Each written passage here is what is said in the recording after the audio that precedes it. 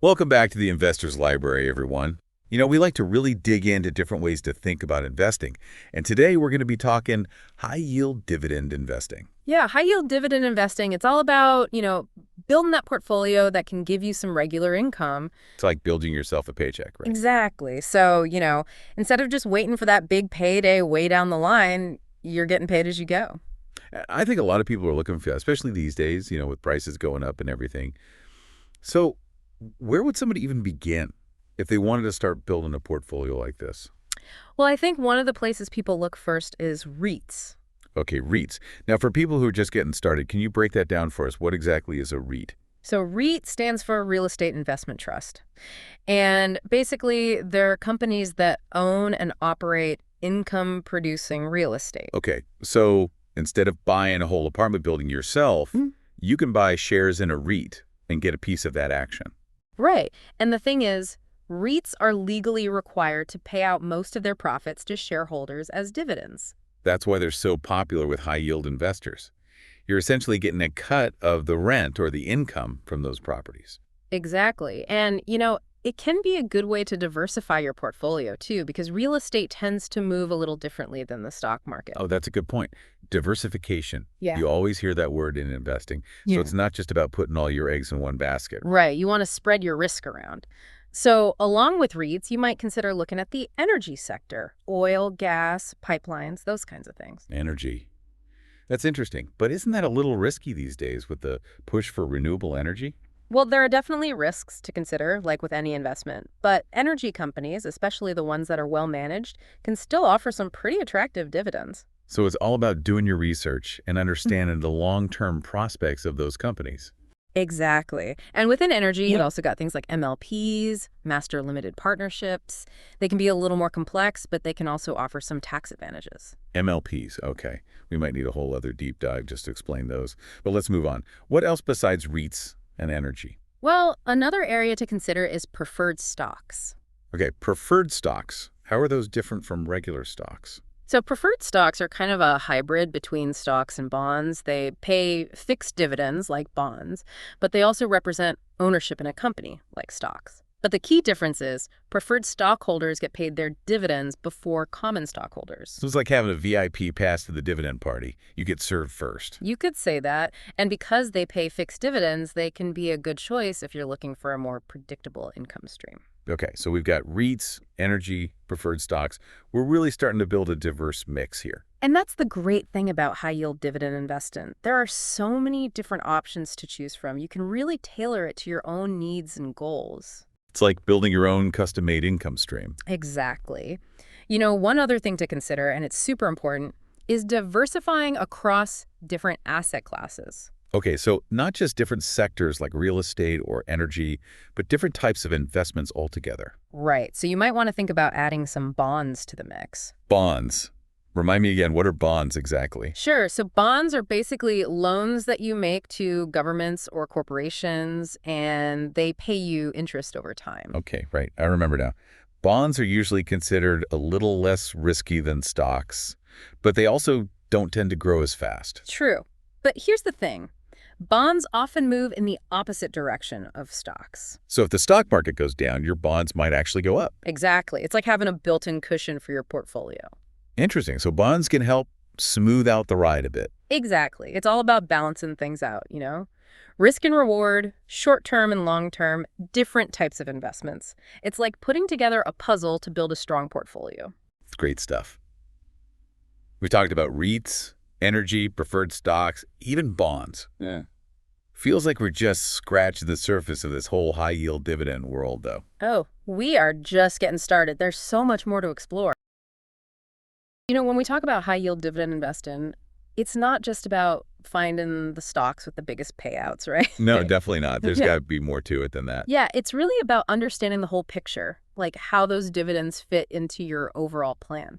Okay, so it's not just about chasing those big numbers, but actually having a strategy. Exactly. And one of the keys to that strategy is understanding the difference between yield and dividend growth. Okay, yield and dividend growth, I think I'm following so far. Yield is basically how much income you're getting based on the price you paid, right? Right. So, if a stock's price is $50 and it pays a $2 dividend per share, the yield would be 4%. Got it. So that's the yield. But then what about dividend growth? What's that all about? Dividend growth is looking at how those dividends change over time. Hmm. Do they go up? Do they stay the same?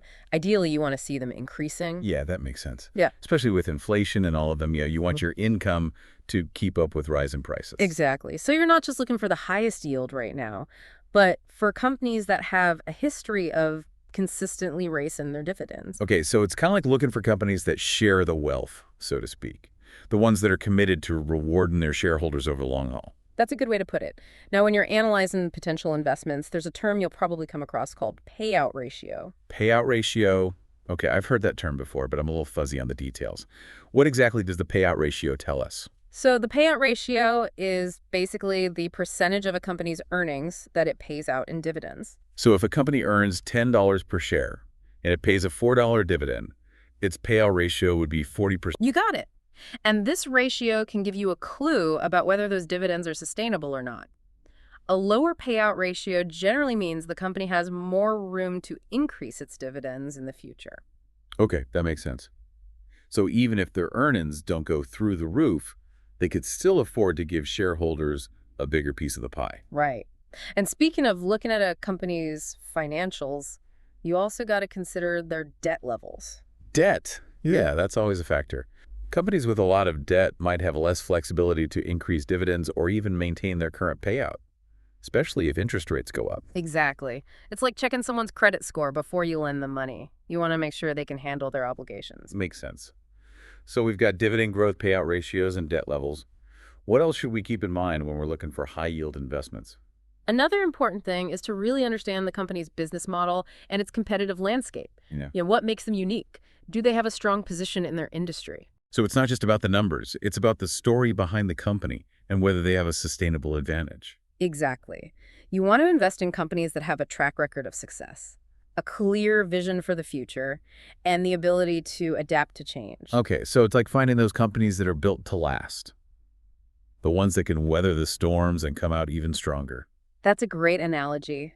And remember, diversification is crucial. We've talked about spreading your investments across different sectors, but it's also important to think about different asset classes. Right, so it's not just about which stocks you pick, but also about how much of your portfolio is in stocks versus bonds, for example. Exactly. We touched on bonds earlier, but it's worth emphasizing how valuable they can be in a high-yield dividend portfolio. Okay, so just to recap, bonds are essentially loans that you make to governments or corporations, and they pay you interest over time. Typically, they're seen as less risky than stocks, but they also offer lower returns. That's right. But the beauty of bonds is that they often move in the opposite direction of stocks.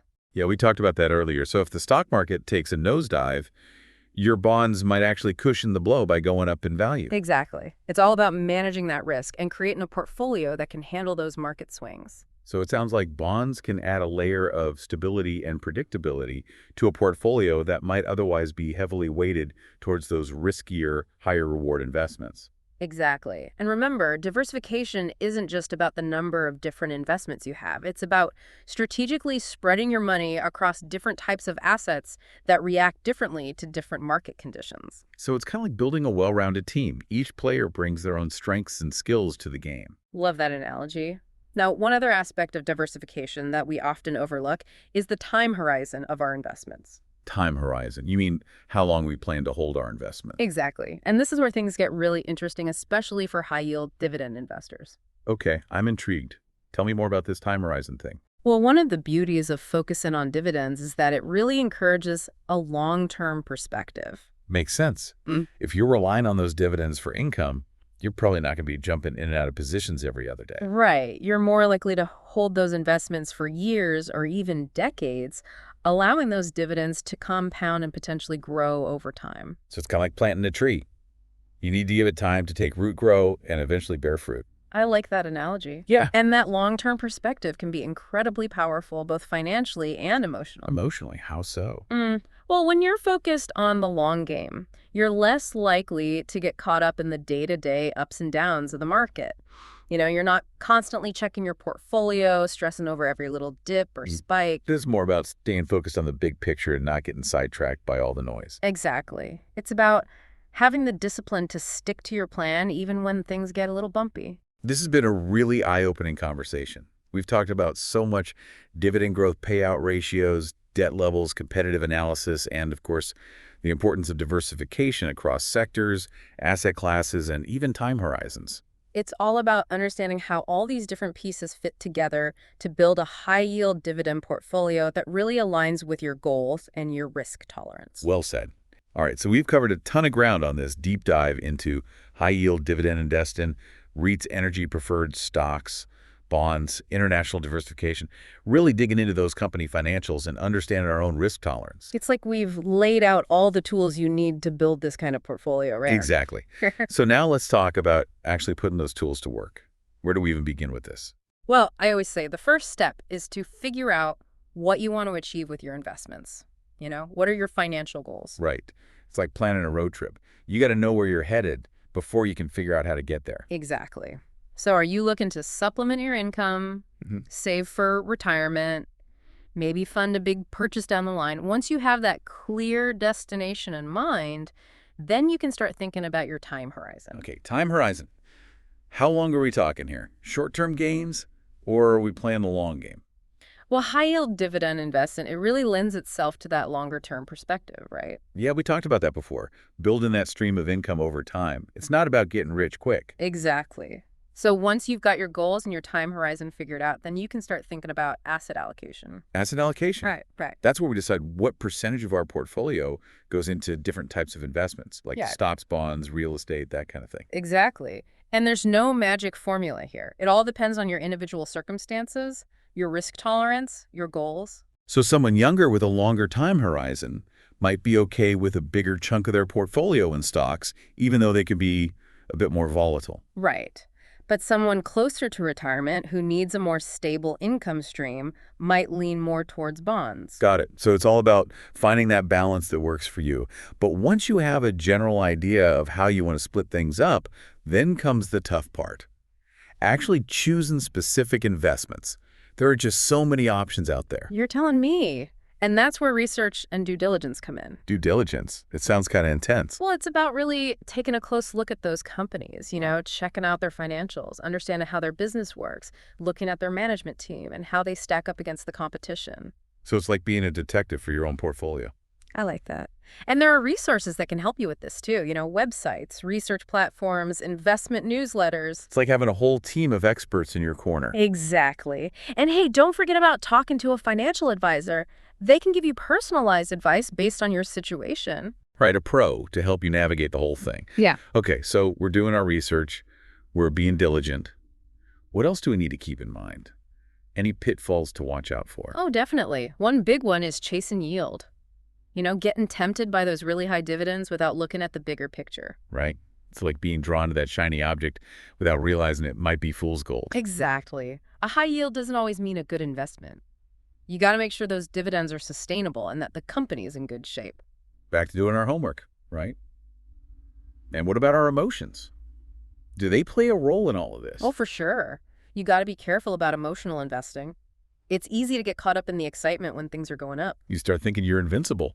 Like you can't lose. And then when the market takes a dip, you panic and sell at the worst possible time. That's why it's so important to have a plan and stick to it. Even when it feels like the sky is falling. Exactly. Discipline and patience. Those are your best friends when it comes to investing. This has been incredible. We've really gone deep, haven't we? From the nuts and bolts of high-yield dividend investing to analyzing companies diversifying our portfolios and even mastering our own minds. And it all comes back to that idea of building a portfolio that generates income that can support you on your financial journey. A portfolio that you can be proud of and that can help you reach those goals you set for yourself. Exactly. That's what it's all about. This has been an awesome deep dive. Thanks for breaking it all down for us. Anytime. And hey, to all you listeners out there, keep exploring, keep learning, and never stop seeking that financial knowledge. Couldn't have said it better myself. Thanks for joining us on the Investor's Library. We'll be back soon with more insights and explorations. Until then, happy investing.